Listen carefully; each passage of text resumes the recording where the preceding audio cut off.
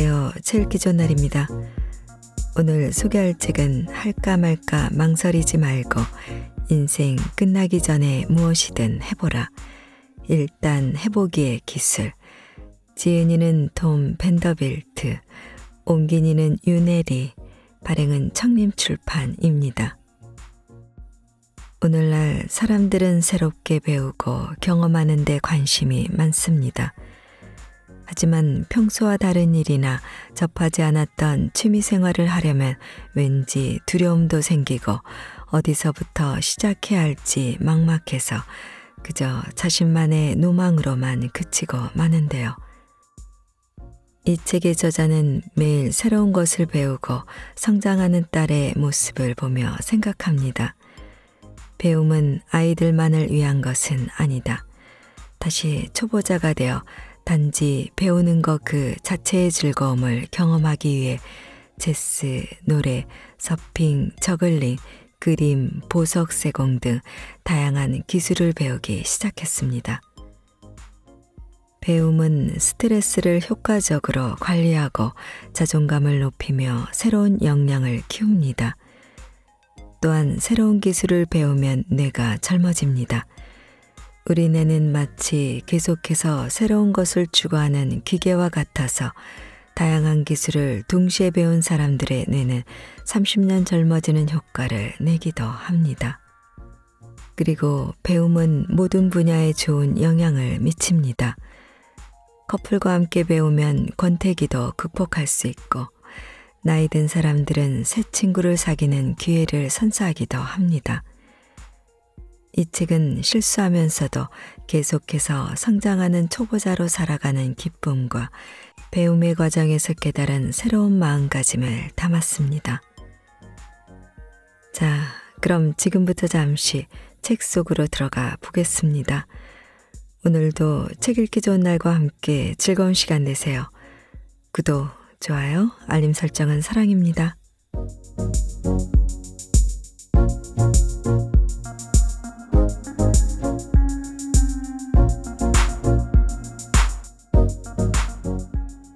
시작의 기쁨과 고통.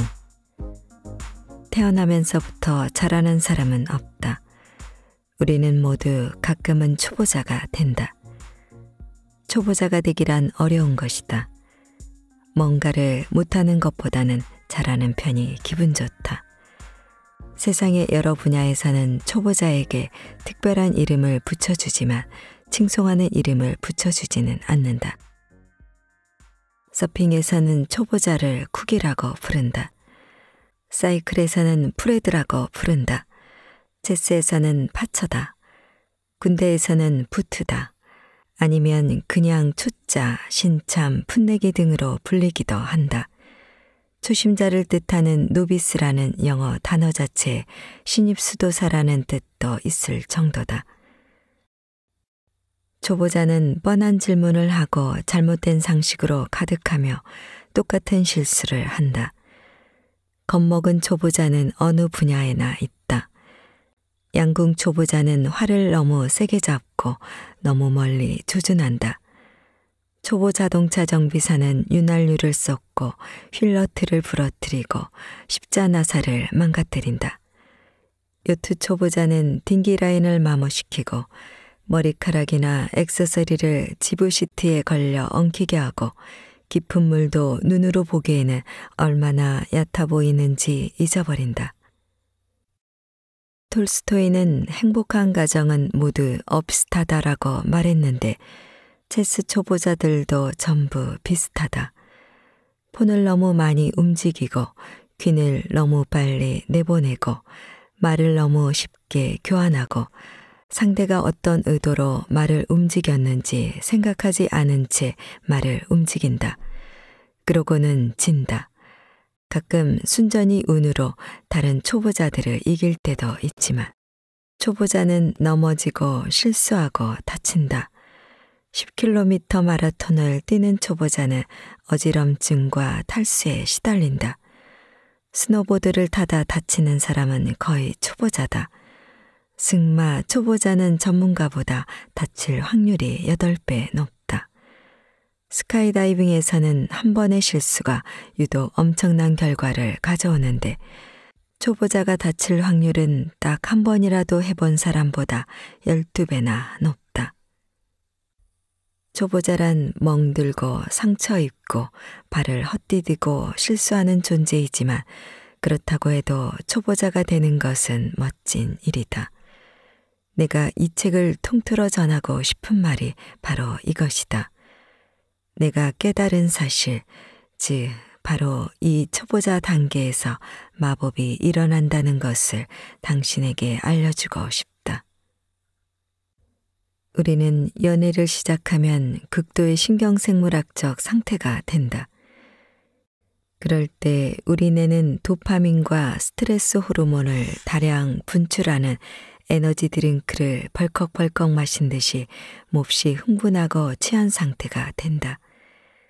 마치 다시 태어난 사람처럼 이치에 맞지 않는 말을 하기도 한다.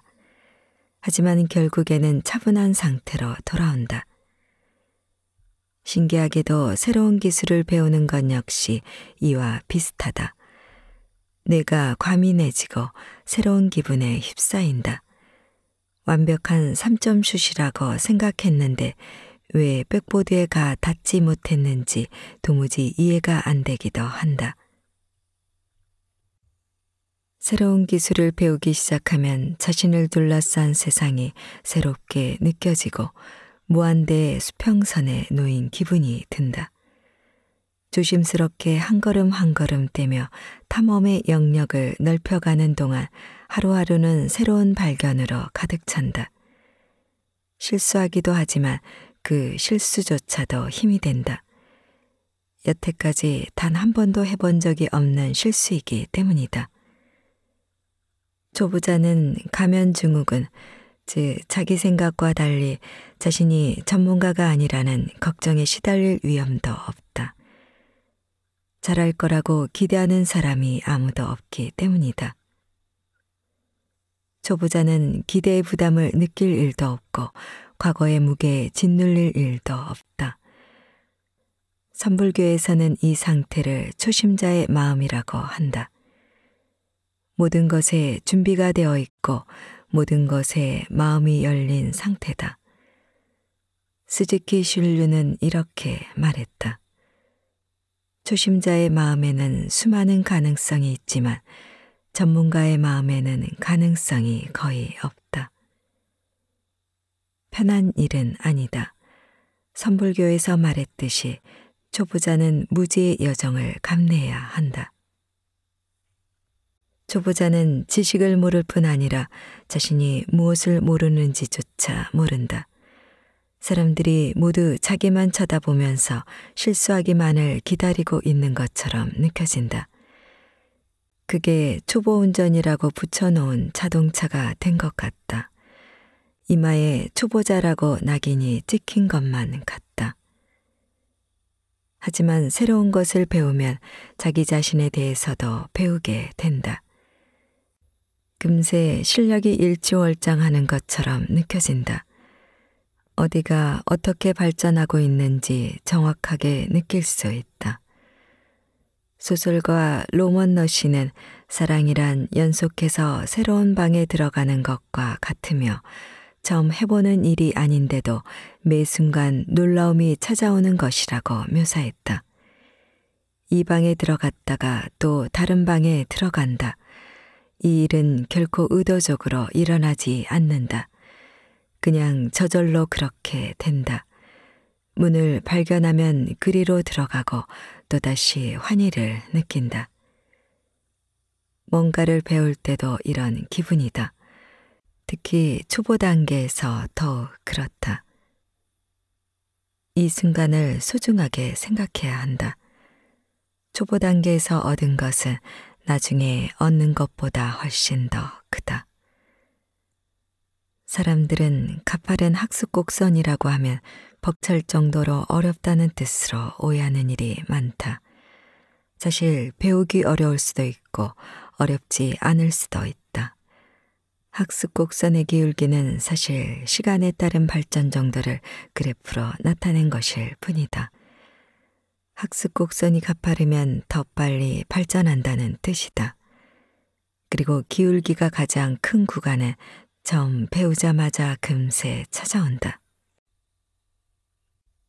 몇 년 전 나는 딸을 데리고 스노보드를 타러 갔다.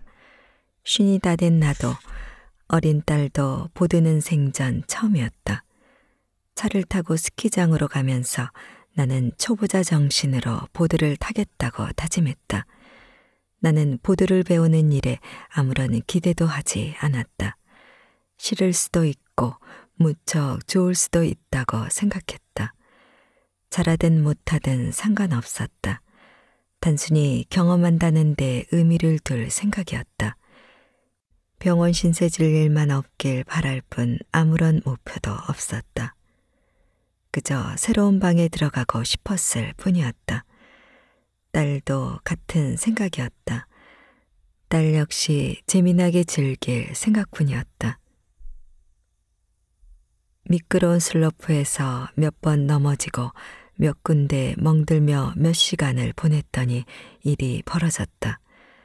내가 보드 타는 사람이 된 것이었다.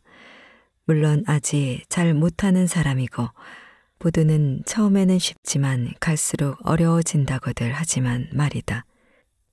스키는 반대다. 하지만 확실히 변화가 일어났다. 보드락원 생전 타본 적도 없던 내가 보드를 타고 무사히 언덕을 내려온 사람이 되었다. 아직 높은 산에서 내려오진 못했지만 커다란 언덕에서는 성공한 것이다. 나는 학습 곡선을 따라 위로 올라가고 있었고 앞으로 이렇게 보드 실력이 단숨에 발전할 일은 다시는 없을 확률이 높았다. 나는 이렇게 생각했다. 지금 이 기회를 잘 잡아야 해. 사람들은 대부분 초보 단계가 최대한 빨리 지나가기를 바란다. 마치 피부에 난 보기 싫은 잡티가 빨리 없어지길 바라는 것과 비슷한 마음이다. 초보 단계란 그저 지나치는 과정일 뿐이지만 그래도 나는 사람들이 이 시기에 특별히 더 집중했으면 좋겠다. 이 시기는 한번 가버리면 다시 찾아오는 일이 드물기 때문이다. 익숙한 곳을 떠나 모든 것이 낯선 새로운 장소에 처음 방문했을 때를 떠올려보라. 도착한 순간 주변의 새로움이 온몸으로 감지된다. 거리에서 풍기는 음식 냄새, 신기하게 생긴 신호등, 기도 시간을 알리는 소리, 평소 익숙했던 환경에서 벗어나 새로운 행동을 받아들이고 새로운 의사소통 방식을 배우는 동안 감각이 극도로 예민해진다. 그곳에서 지내려면 무엇을 알아야 하는지조차 감이 잡히지 않아 모든 일에 주의를 기울일 수밖에 없다. 며칠 뒤 현지 지식을 조금 더 습득한 뒤에는 이상해 보였던 것들이 점차 익숙해진다. 눈에 띄는 것이 점점 적어진다. 쌓은 지식의 깊이만큼 안전함을 느낀다. 행동이 점점 자동으로 나온다. 초기에 경험했던 예민한 감각은 사그라든다. 여행 작가로 활동하는 나는 전략이 하나 있다. 첫날에 가장 많이 기록하는 것이다. 전날 새로운 발견을 가장 많이 하기 때문이다. 새로운 것을 배우는 초기 단계에는 모든 게 서툴고 주변의 시선이 신경 쓰이기 때문에 발견하는 것을 기록으로 남기기가 쉽지 않다. 하지만 발전할 날은 반드시 찾아온다. 그냥 그 순간을 즐겨라. 그 순간에 푹 빠져라. 초보자의 이점. 기술이 늘고 지식이 쌓인 뒤에도 초보자의 마음을 잃지 않는다면 그만한 가치가 따른다.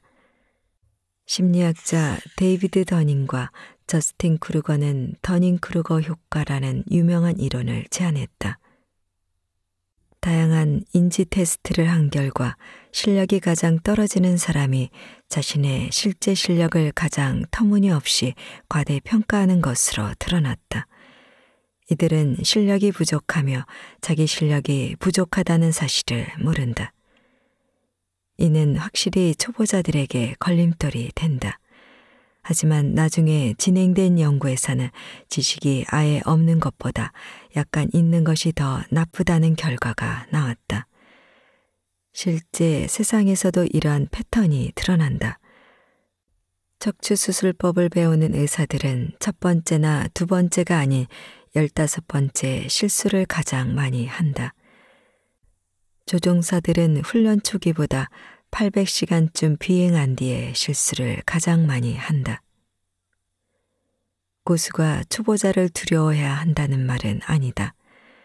고수는 보통 실력이 뛰어나며 자기 실력이 뛰어나다는 사실을 안다. 이들은 더 효율적으로 문제를 해결하고 행동한다. 예를 들어 뛰어난 체스 선수들은 스피드 체스도 잘한다. 이들은 경험을 활용할 줄 알고 순발력이 뛰어나다. 체스 초보는 말을 움직이는 수많은 가능성을 하나하나 고려하느라 시간을 낭비하지만 그랜드마스터는 그 상황에서 가장 적절한 움직임 몇 가지에만 집중한다. 그러고 나서 어떤 움직임이 최선인지 계산하느라 시간을 들이긴 하지만 그렇다고 하더라도 선불교의 대가 스즈키의 표현을 빌리면 고수의 습관은 걸림돌이 될 수 있다. 특히 새로운 해결책이 필요할 때 더욱 그렇다. 고수는 자신이 기대한 대로 바라본다. 체스 고수는 이전 게임에서 놓친 움직임의 과학에 매료되어 다른 쪽에서 나올 수 있는 최적의 움직임을 보지 못하기도 한다.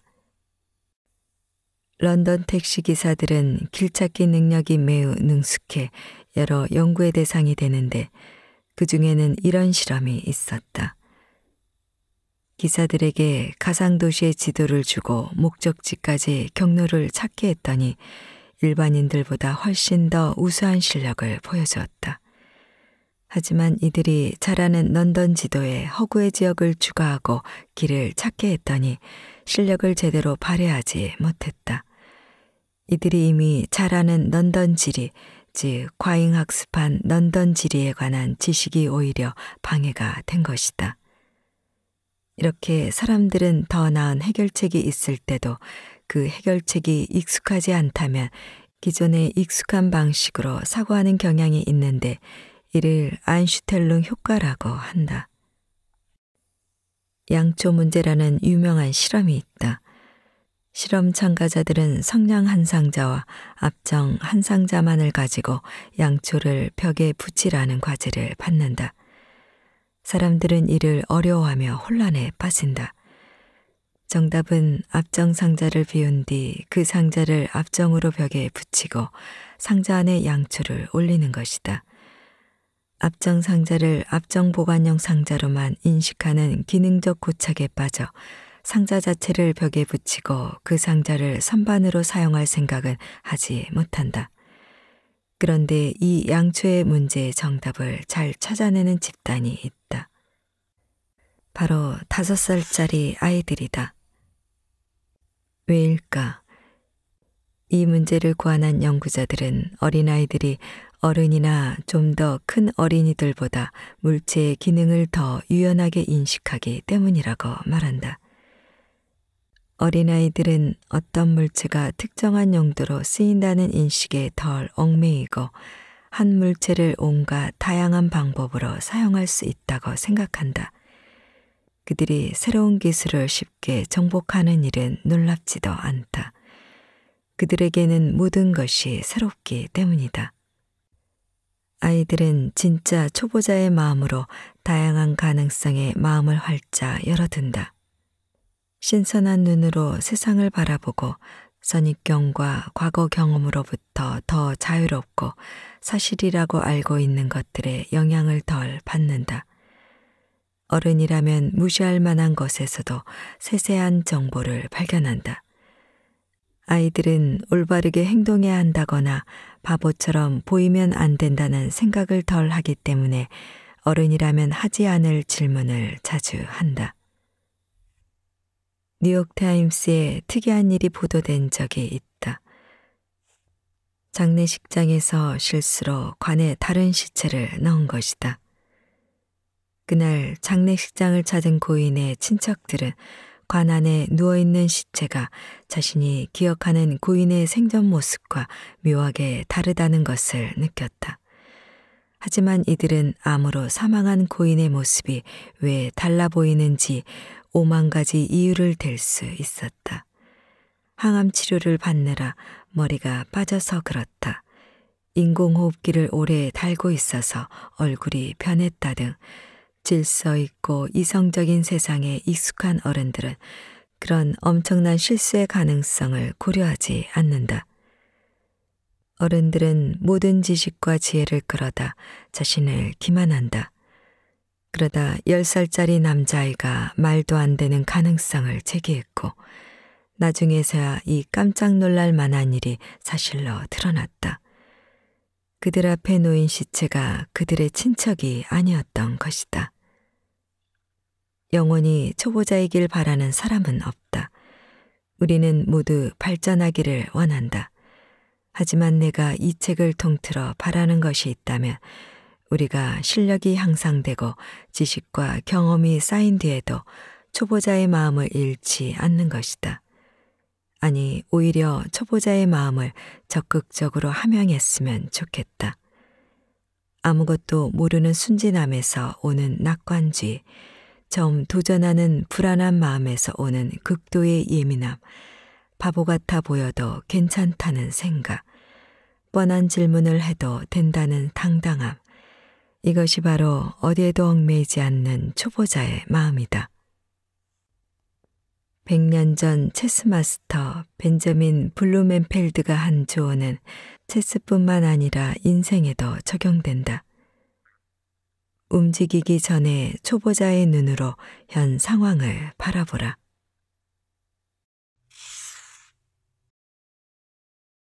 전문가도 가끔은 초보자가 되어야 한다.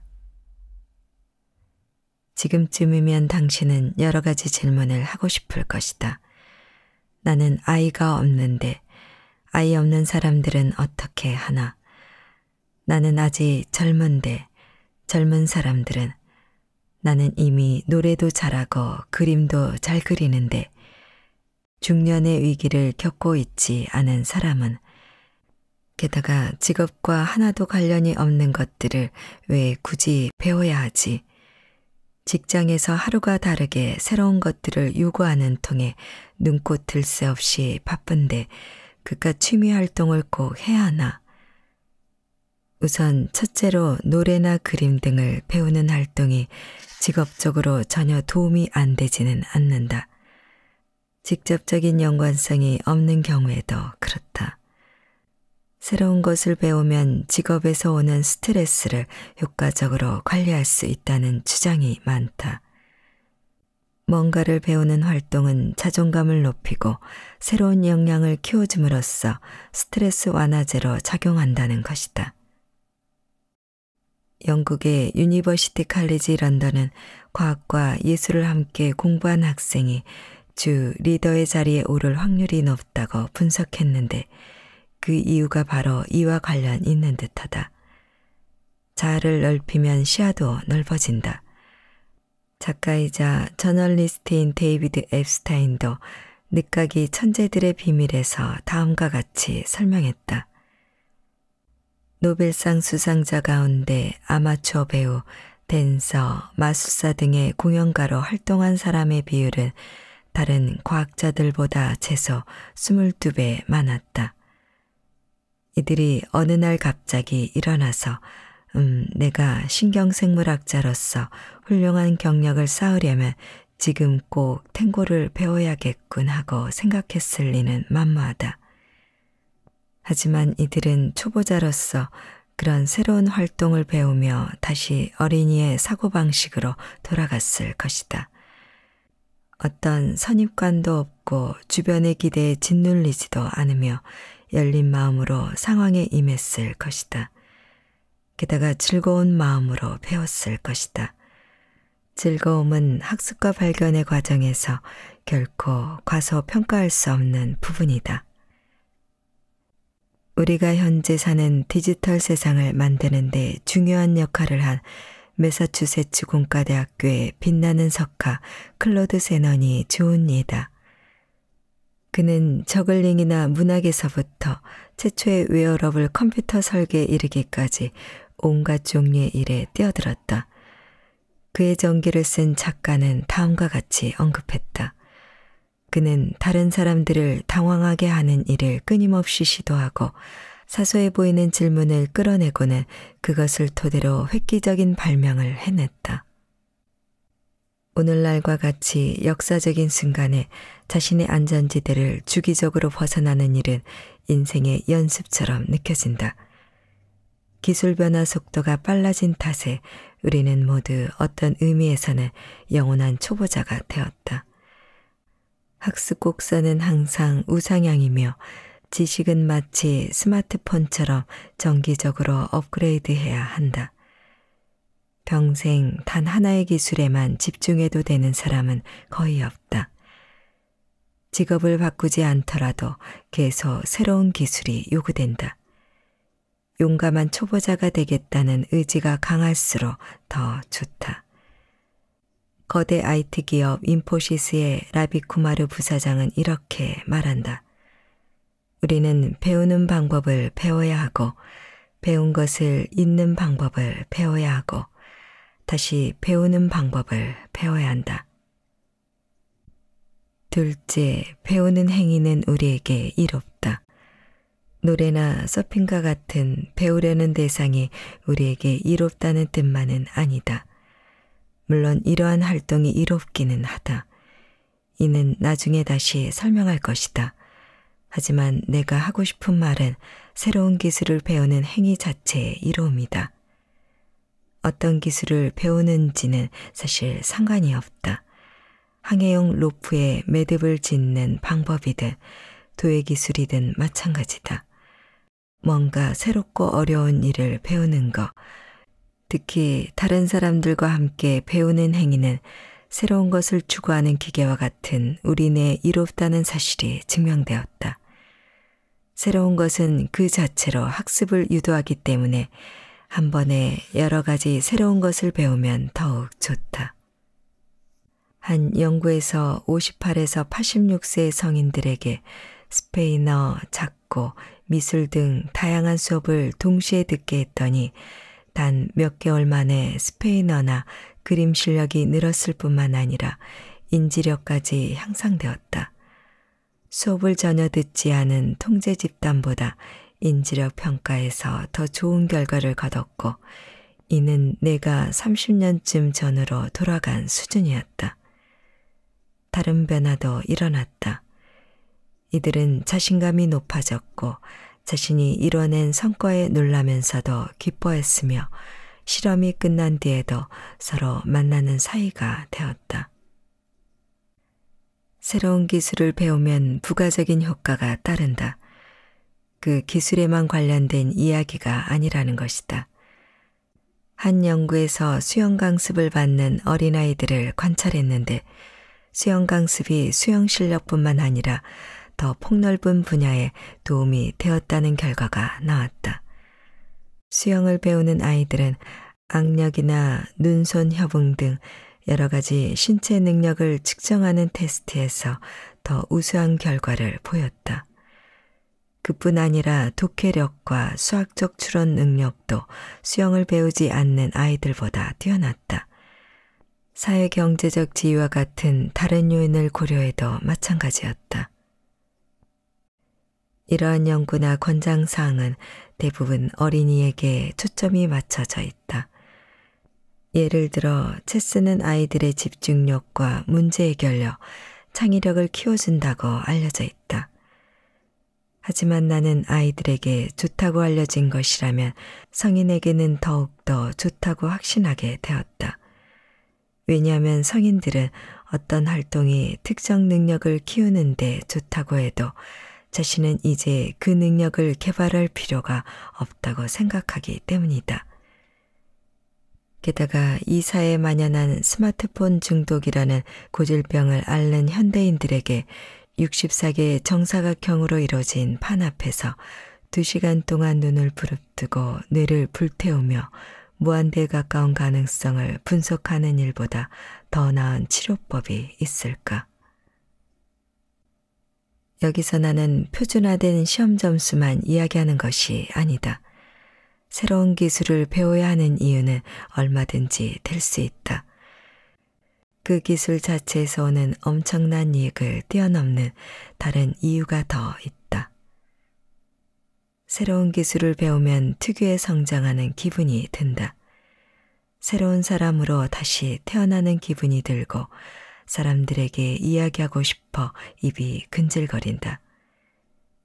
내가 여러 가지 기술을 배우는 동안 만난 사람 중에는 새로운 기술을 배움으로써 이혼 후 자신의 정체성을 되찾거나 크나큰 좌절을 극복하고 인생을 재정의한 사람들도 있었다. 이와 같은 자아학장은 커플에게도 적용된다. 커플이 새롭고 어려운 활동을 함께하면 처음 만났을 때의 짜릿함을 다시 느낀다는 연구 결과가 있다.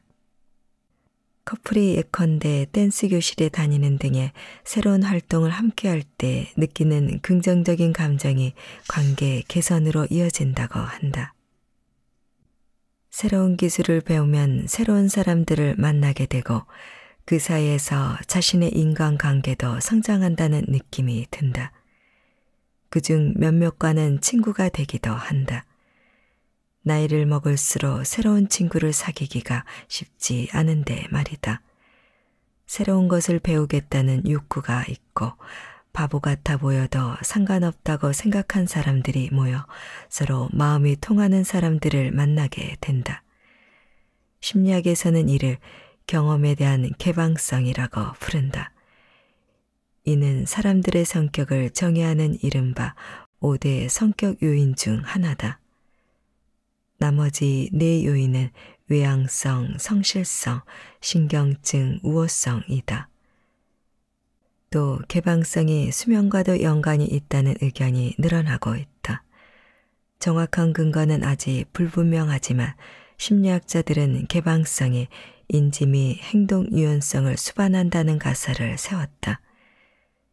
인지 및 행동 유연성은 인생 후반기에 맞닥뜨리는 어려운 일에 대처하는 데 유용한 성질이다. 새로운 기술을 배우면 사고방식이나 세상을 바라보는 관점도 달라진다. 노래를 배우면 음악을 듣는 방식이 달라지고 그림을 배우면 인간의 시각계를 깊이 이해하게 된다.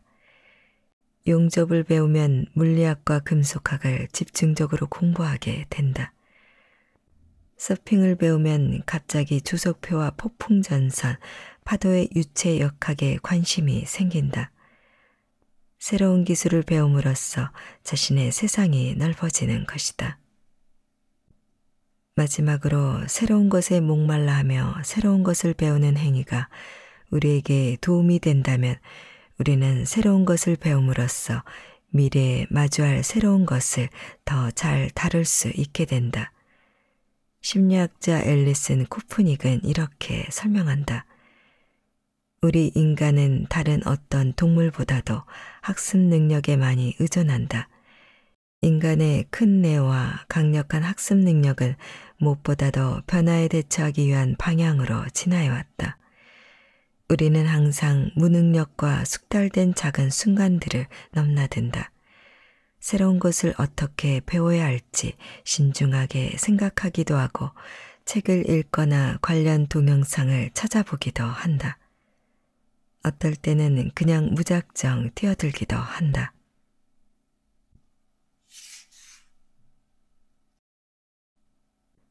초보자를 위한 가장 멋진 시대. 우리는 배움의 황금기라고 해도 손색이 없는 시대에 살고 있다.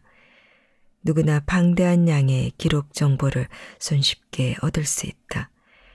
인터넷이 부상하면서 학습 기회도 엄청나게 늘어났다. 칸 아카데미와 같은 온라인 교육기관을 이용하면 거의 모든 것을 무료로 배울 수 있다.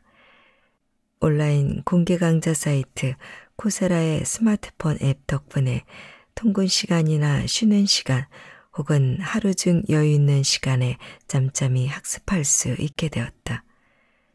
스킬쉐어에서는 어디서든 배우세요, 손쉽게 내일을 준비하세요 라고 말한다. 효과적인 학습 방법이 새로 등장하면서 듀오링고 같은 프로그램은 온라인상에서 34시간을 공부하면 외국어 수업을 한 학기 들은 수준을 달성할 수 있다고 말한다. 체스에서는 플레이어들의 체스 레이팅이 전체적으로 올라갔다. 온라인상에서 실력이 뛰어난 사람이나 기계와 대전하며 그들에게 배울 수 있게 되고 세계 각국의 마스터들에게 스카이프로 수업을 받을 수 있게 된 덕분이다. 유튜브는 방대한 양의 교육용 영상이 모인 집합체다. 직접 칼을 만드는 방법에서부터 물개고기를 요리하는 방법에 이르기까지 모든 주제를 가르치는 영상이 1억 3,500만 개가 넘는다. 백텀블링을 하는 방법이나 747기를 조정하는 방법도 배울 수 있다.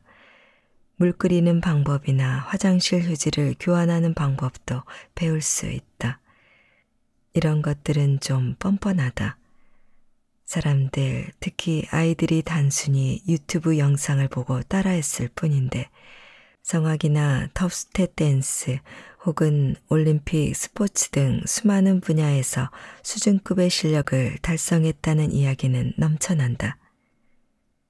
불법 성형수술을 해 체포된 사람은 이렇게 말했다. 배우고 싶은 것이 무엇이든 전부 유튜브에서 공짜로 배울 수 있다. 유튜브 교수법은 누비큐브 대회와 같은 분야에서 빠른 속도로 퍼졌다. 사실상 그런 데가 만들어진데도 유튜브의 공이 컸다. 큐브 맞추기 기술이 널리 퍼진 덕분에 큐브를 맞추는 시간이 엄청나게 단축되었다.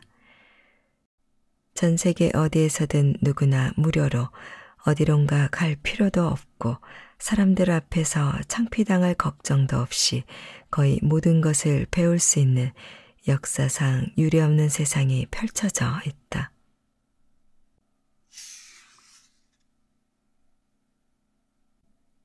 혹시 난 이미 늦었어라고 생각하는가? 말도 안 된다. 우리는 죽을 때까지 배운다. 학습은 몇 살이든 관계없이 이루어진다. 인지 능력이 감소한다는 결과를 예상하는 연구에서조차 연습 효과로 말미암아 결과가 달라질 수 있다고 경고한다. 연습 효과란 실험 참여자가 같은 테스트를 2번째 했을 때 더 나은 성과를 기록하는 현상을 말한다. 심리학자들에게는 이 효과가 방법론적 측면에서 문제가 되겠지만 우리 같은 일반인들에게는 아주 반가운 소식이다. 우리는 계속 발전할 수 있다. 2016년 90세였던 가수 토니 베넷은 이렇게 말했다. 나는 아직도 내가 발전할 수 있다고 말한다. 가수로서 달성할 수 있는 것은 사실상 모두 달성한 그는 최근 재즈 피아노를 배우기 시작했다. 수십 년 전에는 그림을 다시 시작하기도 했다. 재즈 피아노의 감각을 키우고 싶었기 때문이다. 뭔가를 이해하고자 할 때 처음에는 서툴더라도 직접 배워보는 것보다 더 좋은 방법이 있겠는가? 한때 성인의 뇌는 이렇게 손쓸 방법도 없을 만큼 굳어버리고 변하지 않는다고 믿었던 시절도 있었다. 하지만 지금은 과거 어느 때보다도 성인의 뇌 가소성이 크다고 알려져 있다. 게다가 미국을 비롯한 많은 나라에서 기대 수명이 증가하면서 노년층의 생산적이고 창의적인 잠재력을 키우기 위한 창의적 나이듦 운동이 진행되고 있다. 댈러스에서 데니스 파크를 만났을 때 그녀는 댈러스 수명내 연구라는 장기 프로젝트를 진행하고 있었다. 이 프로젝트에 포함된 한 실험에서는 노인들을 2집단으로 나눠 한 집단에게는 디지털 사진 촬영이나 퀼트 수업을 듣게 했고 다른 한 집단에게는 단순히 만나서 사교 활동만 하게 했다. 그 결과 수업을 들은 집단은 일화기여 과거에 경험한 사건의 기억에서부터 처리 속도에 이르기까지 다양한 인지력 분야에서 더 큰 향상을 보였다. 독학하는 것이 나쁘다거나 단순히 사교 활동만 하면 지루해진다는 뜻은 아니다. 하지만 사람들과 함께 배우는 행동 자체가 인간 내의 어떤 중요한 부위를 자극하는 듯하다. 파크는 이렇게 설명했다. 사람들과 함께 활동하며 모든 참가자가 각자 자신의 속도대로 진도를 나갔고 자신이 잘하는지 못하는지 명확하게 드러나지 않았다. 다른 학습자들과 함께 있다는 사실에 동기부여가 되었고 강사 덕분에 도전 의식을 느낀 것이다. 파크는 이렇게 말했다. 이들은 자신이 이룰 수 없다고 생각했던 발전을 이루어냈다.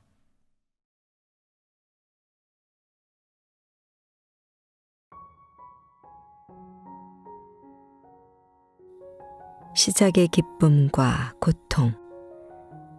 태어나면서부터 잘하는 사람은 없다. 우리는 모두 가끔은 초보자가 된다. 초보자가 되기란 어려운 것이다. 뭔가를 못하는 것보다는 잘하는 편이 기분 좋다. 세상의 여러 분야에서는 초보자에게 특별한 이름을 붙여주지만 칭송하는 이름을 붙여주지는 않는다. 서핑에서는 초보자를 쿡이라고 부른다. 사이클에서는 프레드라고 부른다. 체스에서는 파처다. 군대에서는 부트다. 아니면 그냥 초짜, 신참, 풋내기 등으로 불리기도 한다. 초심자를 뜻하는 노비스라는 영어 단어 자체에 신입수도사라는 뜻도 있을 정도다. 초보자는 뻔한 질문을 하고 잘못된 상식으로 가득하며 똑같은 실수를 한다. 겁먹은 초보자는 어느 분야에나 있다. 양궁 초보자는 활을 너무 세게 잡고 너무 멀리 조준한다. 초보 자동차 정비사는 윤활유를 쏟고 휠너트를 부러뜨리고 십자나사를 망가뜨린다. 요트 초보자는 딩기 라인을 마모시키고 머리카락이나 액세서리를 지브 시트에 걸려 엉키게 하고 깊은 물도 눈으로 보기에는 얼마나 얕아 보이는지 잊어버린다. 톨스토이는 행복한 가정은 모두 업스타다라고 말했는데 체스 초보자들도 전부 비슷하다. 폰을 너무 많이 움직이고 귀를 너무 빨리 내보내고 말을 너무 쉽게 교환하고 상대가 어떤 의도로 말을 움직였는지 생각하지 않은 채 말을 움직인다. 그러고는 진다. 가끔 순전히 운으로 다른 초보자들을 이길 때도 있지만 초보자는 넘어지고 실수하고 다친다. 10km 마라톤을 뛰는 초보자는 어지럼증과 탈수에 시달린다. 스노보드를 타다 다치는 사람은 거의 초보자다. 승마 초보자는 전문가보다 다칠 확률이 8배 높다. 스카이다이빙에서는 한 번의 실수가 유독 엄청난 결과를 가져오는데 초보자가 다칠 확률은 딱 한 번이라도 해본 사람보다 12배나 높다. 초보자란 멍들고 상처 입고 발을 헛디디고 실수하는 존재이지만 그렇다고 해도 초보자가 되는 것은 멋진 일이다. 내가 이 책을 통틀어 전하고 싶은 말이 바로 이것이다. 내가 깨달은 사실, 즉 바로 이 초보자 단계에서 마법이 일어난다는 것을 당신에게 알려주고 싶다. 우리는 연애를 시작하면 극도의 신경생물학적 상태가 된다. 그럴 때 우리 뇌는 도파민과 스트레스 호르몬을 다량 분출하는 에너지 드링크를 벌컥벌컥 마신 듯이 몹시 흥분하고 취한 상태가 된다. 마치 다시 태어난 사람처럼 이치에 맞지 않는 말을 하기도 한다. 하지만 결국에는 차분한 상태로 돌아온다. 신기하게도 새로운 기술을 배우는 것 역시 이와 비슷하다. 뇌가 과민해지고 새로운 기분에 휩싸인다. 완벽한 3점 슛이라고 생각했는데 왜 백보드에 가 닿지 못했는지 도무지 이해가 안 되기도 한다. 새로운 기술을 배우기 시작하면 자신을 둘러싼 세상이 새롭게 느껴지고 무한대의 수평선에 놓인 기분이 든다. 조심스럽게 한 걸음 한 걸음 떼며 탐험의 영역을 넓혀가는 동안 하루하루는 새로운 발견으로 가득 찬다. 실수하기도 하지만 그 실수조차도 힘이 된다. 여태까지 단 한 번도 해본 적이 없는 실수이기 때문이다. 초보자는 가면증후군, 즉 자기 생각과 달리 자신이 전문가가 아니라는 걱정에 시달릴 위험도 없다. 잘할 거라고 기대하는 사람이 아무도 없기 때문이다. 초보자는 기대의 부담을 느낄 일도 없고 과거의 무게에 짓눌릴 일도 없다. 선불교에서는 이 상태를 초심자의 마음이라고 한다. 모든 것에 준비가 되어 있고 모든 것에 마음이 열린 상태다. 스즈키 슐류는 이렇게 말했다. 초심자의 마음에는 수많은 가능성이 있지만 전문가의 마음에는 가능성이 거의 없다. 편한 일은 아니다. 선불교에서 말했듯이 초보자는 무지의 여정을 감내해야 한다. 초보자는 지식을 모를 뿐 아니라 자신이 무엇을 모르는지조차 모른다. 사람들이 모두 자기만 쳐다보면서 실수하기만을 기다리고 있는 것처럼 느껴진다. 그게 초보 운전이라고 붙여놓은 자동차가 된 것 같다. 이마에 초보자라고 낙인이 찍힌 것만 같다. 하지만 새로운 것을 배우면 자기 자신에 대해서도 배우게 된다. 금세 실력이 일취월장하는 것처럼 느껴진다. 어디가 어떻게 발전하고 있는지 정확하게 느낄 수 있다. 소설가 로먼 러시는 사랑이란 연속해서 새로운 방에 들어가는 것과 같으며 처음 해보는 일이 아닌데도 매 순간 놀라움이 찾아오는 것이라고 묘사했다. 이 방에 들어갔다가 또 다른 방에 들어간다. 이 일은 결코 의도적으로 일어나지 않는다. 그냥 저절로 그렇게 된다. 문을 발견하면 그리로 들어가고 또다시 환희를 느낀다. 뭔가를 배울 때도 이런 기분이다. 특히 초보 단계에서 더욱 그렇다. 이 순간을 소중하게 생각해야 한다.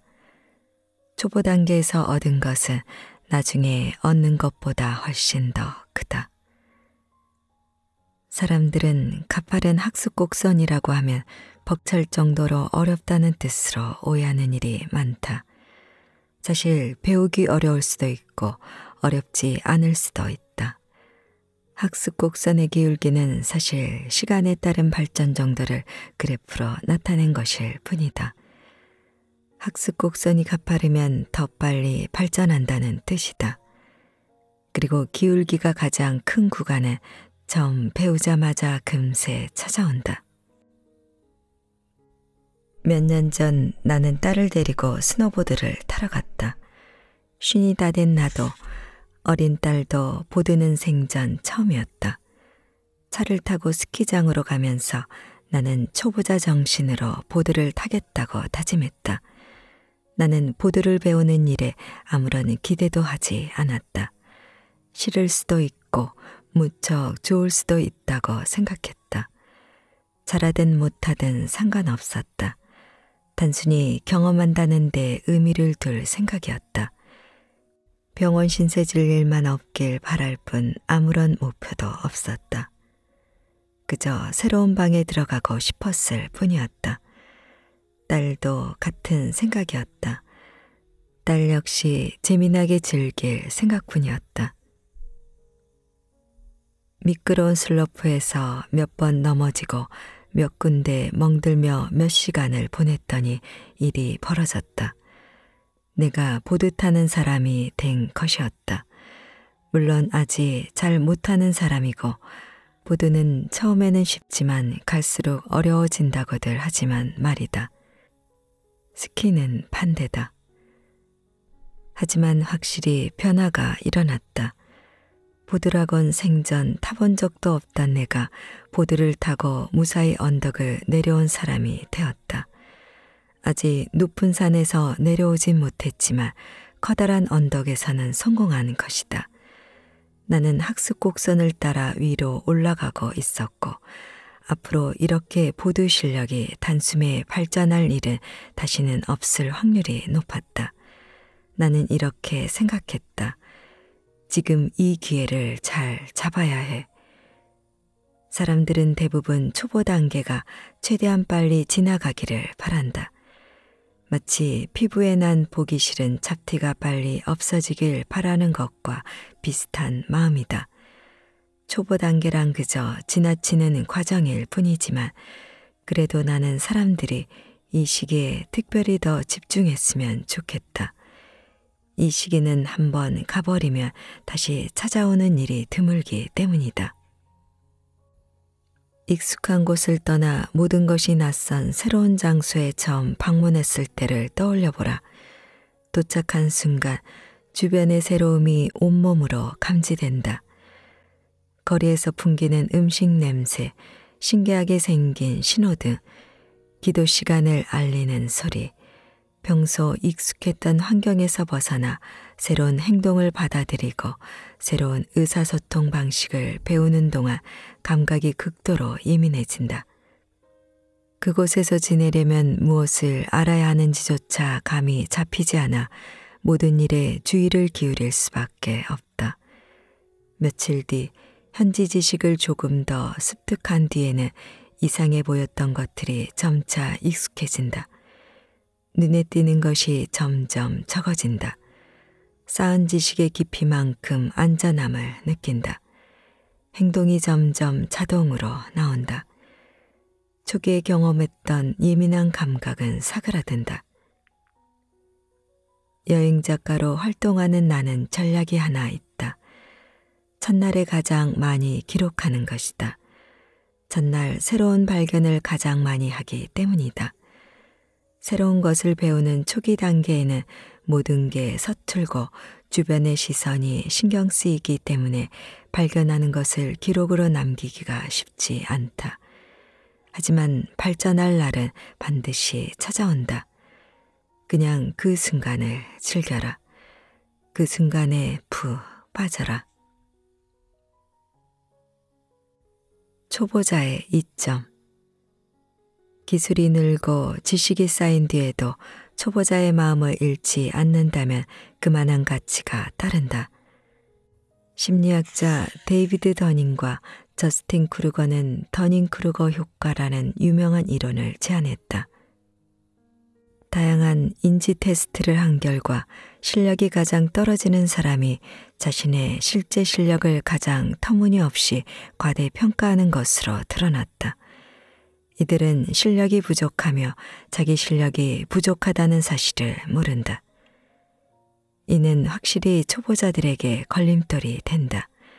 하지만 나중에 진행된 연구에서는 지식이 아예 없는 것보다 약간 있는 것이 더 나쁘다는 결과가 나왔다. 실제 세상에서도 이러한 패턴이 드러난다.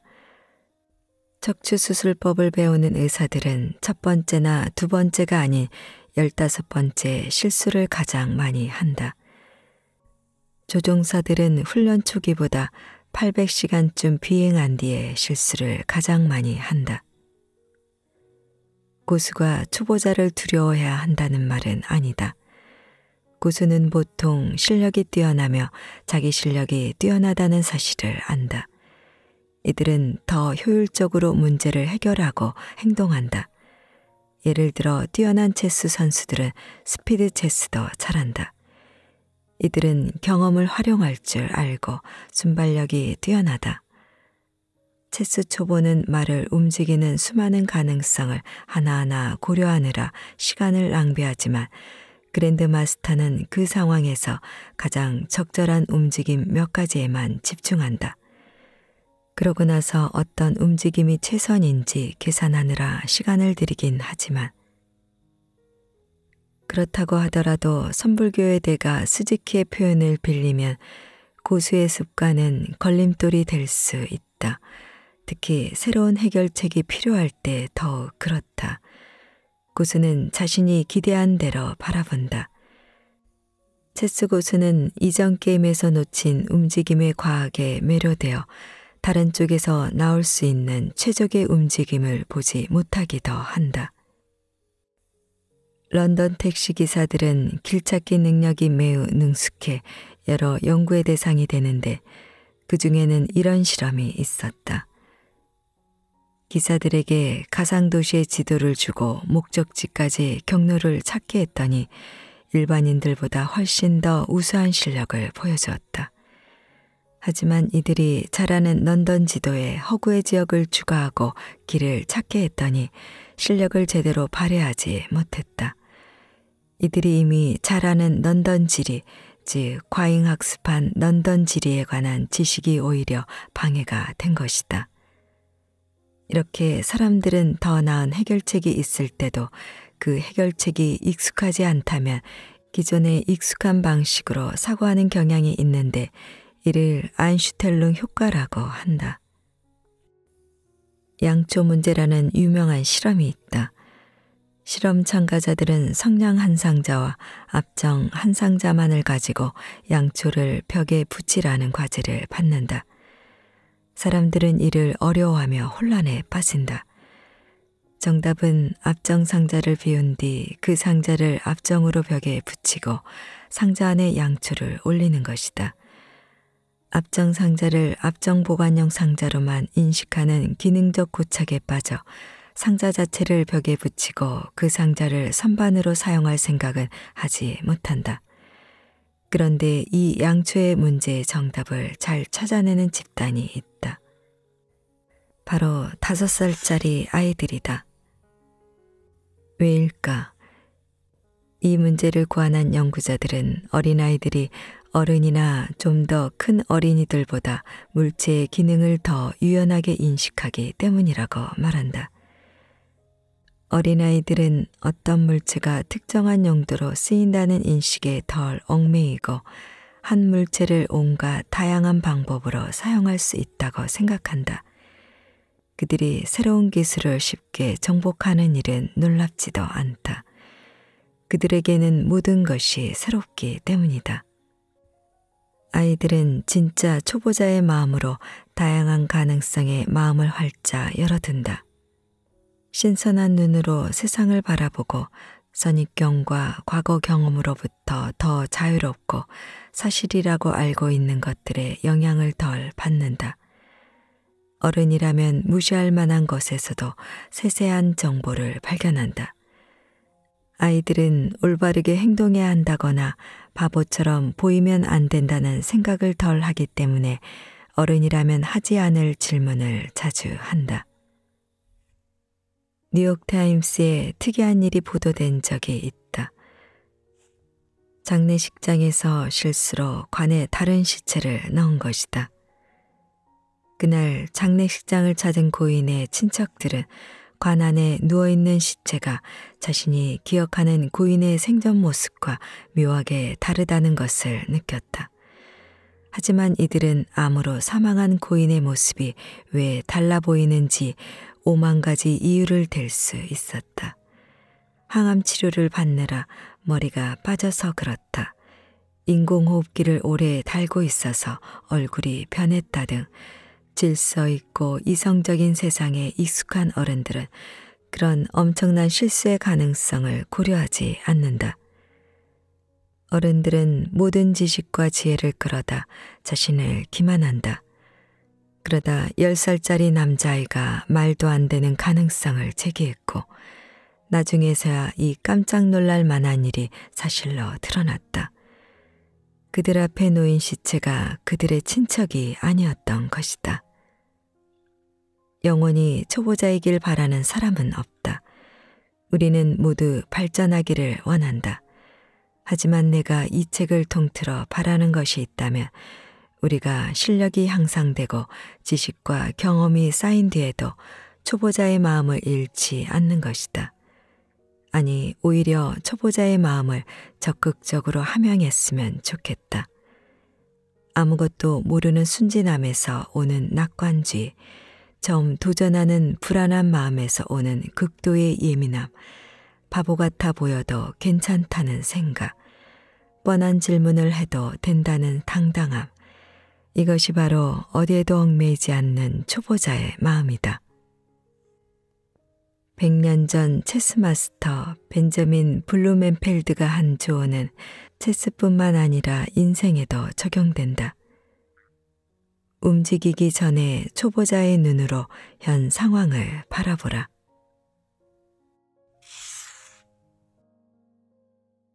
전문가도 가끔은 초보자가 되어야 한다. 지금쯤이면 당신은 여러 가지 질문을 하고 싶을 것이다.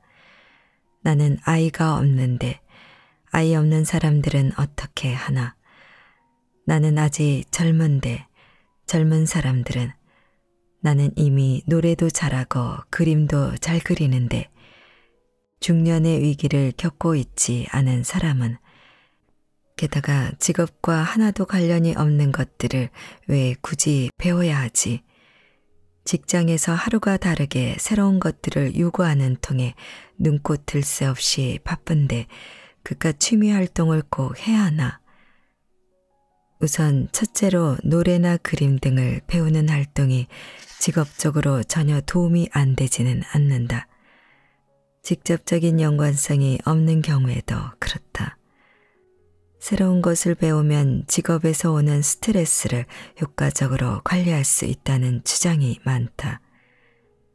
뭔가를 배우는 활동은 자존감을 높이고 새로운 역량을 키워줌으로써 스트레스 완화제로 작용한다는 것이다. 영국의 유니버시티 칼리지 런던은 과학과 예술을 함께 공부한 학생이 주 리더의 자리에 오를 확률이 높다고 분석했는데 그 이유가 바로 이와 관련 있는 듯하다. 자아를 넓히면 시야도 넓어진다. 작가이자 저널리스트인 데이비드 앱스타인도 늦가기 천재들의 비밀에서 다음과 같이 설명했다. 노벨상 수상자 가운데 아마추어 배우, 댄서, 마술사 등의 공연가로 활동한 사람의 비율은 다른 과학자들보다 최소 22배 많았다. 이들이 어느 날 갑자기 일어나서 내가 신경생물학자로서 훌륭한 경력을 쌓으려면 지금 꼭 탱고를 배워야겠군 하고 생각했을 리는 만무하다. 하지만 이들은 초보자로서 그런 새로운 활동을 배우며 다시 어린이의 사고방식으로 돌아갔을 것이다. 어떤 선입관도 없고 주변의 기대에 짓눌리지도 않으며 열린 마음으로 상황에 임했을 것이다. 게다가 즐거운 마음으로 배웠을 것이다. 즐거움은 학습과 발견의 과정에서 결코 과소평가할 수 없는 부분이다. 우리가 현재 사는 디지털 세상을 만드는 데 중요한 역할을 한 매사추세츠 공과대학교의 빛나는 석가 클로드 세넌이 좋은 예다. 그는 저글링이나 문학에서부터 최초의 웨어러블 컴퓨터 설계에 이르기까지 온갖 종류의 일에 뛰어들었다. 그의 전기를 쓴 작가는 다음과 같이 언급했다. 그는 다른 사람들을 당황하게 하는 일을 끊임없이 시도하고 사소해 보이는 질문을 끌어내고는 그것을 토대로 획기적인 발명을 해냈다. 오늘날과 같이 역사적인 순간에 자신의 안전지대를 주기적으로 벗어나는 일은 인생의 연습처럼 느껴진다. 기술 변화 속도가 빨라진 탓에 우리는 모두 어떤 의미에서는 영원한 초보자가 되었다. 학습 곡선은 항상 우상향이며 지식은 마치 스마트폰처럼 정기적으로 업그레이드해야 한다. 평생 단 하나의 기술에만 집중해도 되는 사람은 거의 없다. 직업을 바꾸지 않더라도 계속 새로운 기술이 요구된다. 용감한 초보자가 되겠다는 의지가 강할수록 더 좋다. 거대 IT 기업 인포시스의 라비쿠마르 부사장은 이렇게 말한다. 우리는 배우는 방법을 배워야 하고 배운 것을 잊는 방법을 배워야 하고 다시 배우는 방법을 배워야 한다. 둘째, 배우는 행위는 우리에게 이롭다. 노래나 서핑과 같은 배우려는 대상이 우리에게 이롭다는 뜻만은 아니다. 물론 이러한 활동이 이롭기는 하다. 이는 나중에 다시 설명할 것이다. 하지만 내가 하고 싶은 말은 새로운 기술을 배우는 행위 자체의 이로움이다. 어떤 기술을 배우는지는 사실 상관이 없다. 항해용 로프에 매듭을 짓는 방법이든 도예 기술이든 마찬가지다. 뭔가 새롭고 어려운 일을 배우는 것, 특히 다른 사람들과 함께 배우는 행위는 새로운 것을 추구하는 기계와 같은 우리네 이롭다는 사실이 증명되었다. 새로운 것은 그 자체로 학습을 유도하기 때문에 한 번에 여러 가지 새로운 것을 배우면 더욱 좋다. 한 연구에서 58에서 86세의 성인들에게 스페인어, 작고, 미술 등 다양한 수업을 동시에 듣게 했더니 단 몇 개월 만에 스페인어나 그림 실력이 늘었을 뿐만 아니라 인지력까지 향상되었다. 수업을 전혀 듣지 않은 통제 집단보다 인지력 평가에서 더 좋은 결과를 거뒀고 이는 내가 30년쯤 전으로 돌아간 수준이었다. 다른 변화도 일어났다. 이들은 자신감이 높아졌고 자신이 이뤄낸 성과에 놀라면서도 기뻐했으며 실험이 끝난 뒤에도 서로 만나는 사이가 되었다. 새로운 기술을 배우면 부가적인 효과가 따른다. 그 기술에만 관련된 이야기가 아니라는 것이다. 한 연구에서 수영 강습을 받는 어린아이들을 관찰했는데 수영 강습이 수영 실력뿐만 아니라 더 폭넓은 분야에 도움이 되었다는 결과가 나왔다. 수영을 배우는 아이들은 악력이나 눈, 손, 협응 등 여러 가지 신체 능력을 측정하는 테스트에서 더 우수한 결과를 보였다. 그뿐 아니라 독해력과 수학적 추론 능력도 수영을 배우지 않는 아이들보다 뛰어났다. 사회경제적 지위와 같은 다른 요인을 고려해도 마찬가지였다. 이러한 연구나 권장사항은 대부분 어린이에게 초점이 맞춰져 있다. 예를 들어 체스는 아이들의 집중력과 문제 해결력, 창의력을 키워준다고 알려져 있다. 하지만 나는 아이들에게 좋다고 알려진 것이라면 성인에게는 더욱더 좋다고 확신하게 되었다. 왜냐하면 성인들은 어떤 활동이 특정 능력을 키우는데 좋다고 해도 자신은 이제 그 능력을 개발할 필요가 없다고 생각하기 때문이다. 게다가 이 사회에 만연한 스마트폰 중독이라는 고질병을 앓는 현대인들에게 64개의 정사각형으로 이루어진 판 앞에서 2시간 동안 눈을 부릅뜨고 뇌를 불태우며 무한대에 가까운 가능성을 분석하는 일보다 더 나은 치료법이 있을까? 여기서 나는 표준화된 시험 점수만 이야기하는 것이 아니다. 새로운 기술을 배워야 하는 이유는 얼마든지 될 수 있다. 그 기술 자체에서 오는 엄청난 이익을 뛰어넘는 다른 이유가 더 있다. 새로운 기술을 배우면 특유의 성장하는 기분이 든다. 새로운 사람으로 다시 태어나는 기분이 들고 사람들에게 이야기하고 싶어 입이 근질거린다. 내가 여러 가지 기술을 배우는 동안 만난 사람 중에는 새로운 기술을 배움으로써 이혼 후 자신의 정체성을 되찾거나 크나큰 좌절을 극복하고 인생을 재정의한 사람들도 있었다. 이와 같은 자아학장은 커플에게도 적용된다. 커플이 새롭고 어려운 활동을 함께하면 처음 만났을 때의 짜릿함을 다시 느낀다는 연구 결과가 있다. 커플이 예컨대 댄스 교실에 다니는 등의 새로운 활동을 함께할 때 느끼는 긍정적인 감정이 관계 개선으로 이어진다고 한다. 새로운 기술을 배우면 새로운 사람들을 만나게 되고 그 사이에서 자신의 인간관계도 성장한다는 느낌이 든다. 그중 몇몇과는 친구가 되기도 한다. 나이를 먹을수록 새로운 친구를 사귀기가 쉽지 않은데 말이다. 새로운 것을 배우겠다는 욕구가 있고 바보 같아 보여도 상관없다고 생각한 사람들이 모여 서로 마음이 통하는 사람들을 만나게 된다. 심리학에서는 이를 경험에 대한 개방성이라고 부른다. 이는 사람들의 성격을 정의하는 이른바 5대 성격 요인 중 하나다. 나머지 4요인은 외향성, 성실성, 신경증, 우호성이다. 또 개방성이 수면과도 연관이 있다는 의견이 늘어나고 있다. 정확한 근거는 아직 불분명하지만 심리학자들은 개방성이 인지 및 행동 유연성을 수반한다는 가설을 세웠다. 인지 및 행동 유연성은 인생 후반기에 맞닥뜨리는 어려운 일에 대처하는 데 유용한 성질이다. 새로운 기술을 배우면 사고방식이나 세상을 바라보는 관점도 달라진다.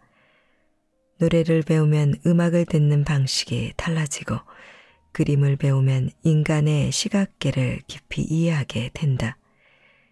용접을 배우면 물리학과 금속학을 집중적으로 공부하게 된다. 서핑을 배우면 갑자기 주석표와 폭풍전선, 파도의 유체 역학에 관심이 생긴다. 새로운 기술을 배움으로써 자신의 세상이 넓어지는 것이다. 마지막으로 새로운 것에 목말라 하며 새로운 것을 배우는 행위가 우리에게 도움이 된다면 우리는 새로운 것을 배움으로써 미래에 마주할 새로운 것을 더 잘 다룰 수 있게 된다. 심리학자 앨리슨 쿠프닉은 이렇게 설명한다. 우리 인간은 다른 어떤 동물보다도 학습 능력에 많이 의존한다. 인간의 큰 뇌와 강력한 학습 능력은 무엇보다도 변화에 대처하기 위한 방향으로 진화해왔다. 우리는 항상 무능력과 숙달된 작은 순간들을 넘나든다. 새로운 것을 어떻게 배워야 할지 신중하게 생각하기도 하고 책을 읽거나 관련 동영상을 찾아보기도 한다. 어떨 때는 그냥 무작정 뛰어들기도 한다.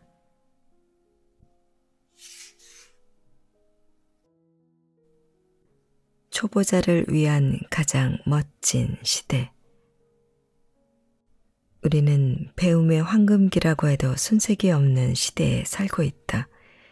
누구나 방대한 양의 기록 정보를 손쉽게 얻을 수 있다. 인터넷이 부상하면서 학습 기회도 엄청나게 늘어났다. 칸 아카데미와 같은 온라인 교육기관을 이용하면 거의 모든 것을 무료로 배울 수 있다. 온라인 공개 강좌 사이트 코세라의 스마트폰 앱 덕분에 통근 시간이나 쉬는 시간 혹은 하루 중 여유 있는 시간에 짬짬이 학습할 수 있게 되었다. 스킬쉐어에서는 어디서든 배우세요. 손쉽게 내일을 준비하세요 라고 말한다. 효과적인 학습 방법이 새로 등장하면서 듀오링고 같은 프로그램은 온라인상에서 34시간을 공부하면 외국어 수업을 한 학기 들은 수준을 달성할 수 있다고 말한다. 체스에서는 플레이어들의 체스 레이팅이 전체적으로 올라갔다. 온라인상에서 실력이 뛰어난 사람이나 기계와 대전하며 그들에게 배울 수 있게 되고 세계 각국의 마스터들에게 스카이프로 수업을 받을 수 있게 된 덕분이다. 유튜브는 방대한 양의 교육용 영상이 모인 집합체다. 직접 칼을 만드는 방법에서부터 물개 고기를 요리하는 방법에 이르기까지 모든 주제를 가르치는 영상이 1억 3,500만 개가 넘는다. 백텀블링을 하는 방법이나 747기를 조정하는 방법도 배울 수 있다. 물 끓이는 방법이나 화장실 휴지를 교환하는 방법도 배울 수 있다. 이런 것들은 좀 뻔뻔하다. 사람들, 특히 아이들이 단순히 유튜브 영상을 보고 따라했을 뿐인데 성악이나 덥스텝 댄스 혹은 올림픽 스포츠 등 수많은 분야에서 수준급의 실력을 달성했다는 이야기는 넘쳐난다. 불법 성형수술을 해 체포된 사람은 이렇게 말했다. 배우고 싶은 것이 무엇이든 전부 유튜브에서 공짜로 배울 수 있다. 유튜브 교수법은 누비큐브 대와 같은 분야에서 빠른 속도로 퍼졌다. 사실상 그런 데가 만들어진데도 유튜브의 공이 컸다. 큐브 맞추기 기술이 널리 퍼진 덕분에 큐브를 맞추는 시간이 엄청나게 단축되었다. 전 세계 어디에서든 누구나 무료로 어디론가 갈 필요도 없고 사람들 앞에서 창피당할 걱정도 없이 거의 모든 것을 배울 수 있는 역사상 유례없는 세상이 펼쳐져 있다.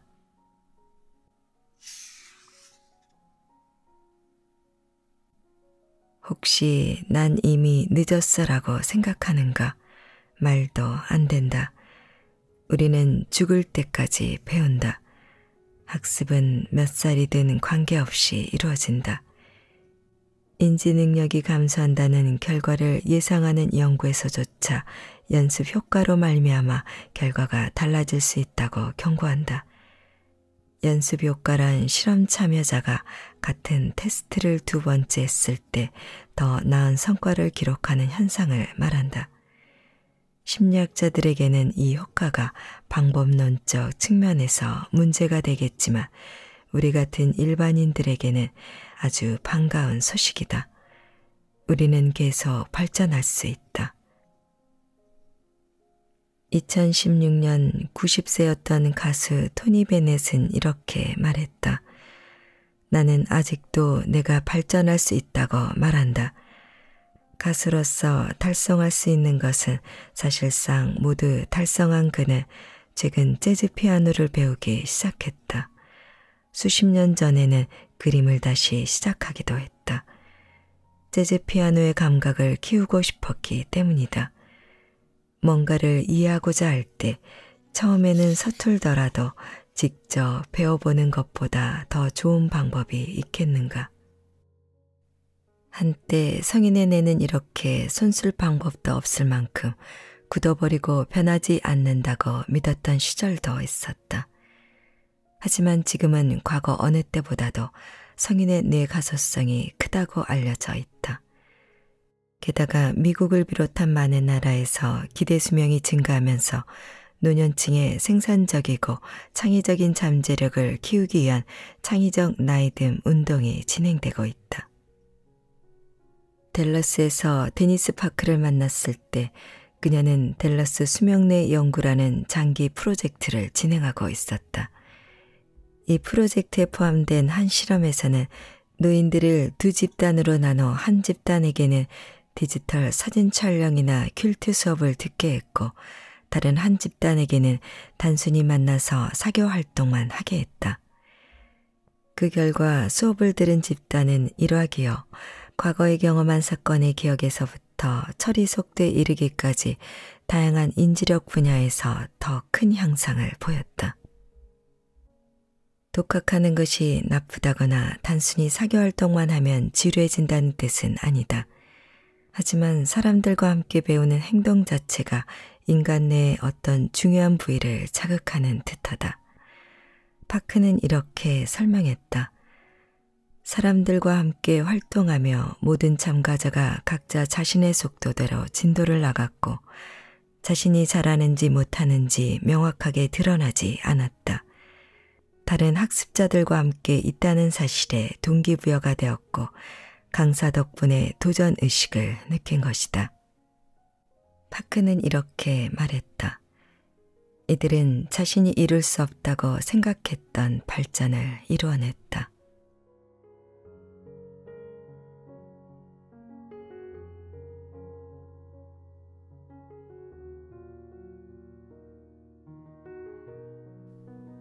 책 읽기 좋은 날 오늘은 일단 해보기의 기술을 보내드렸습니다.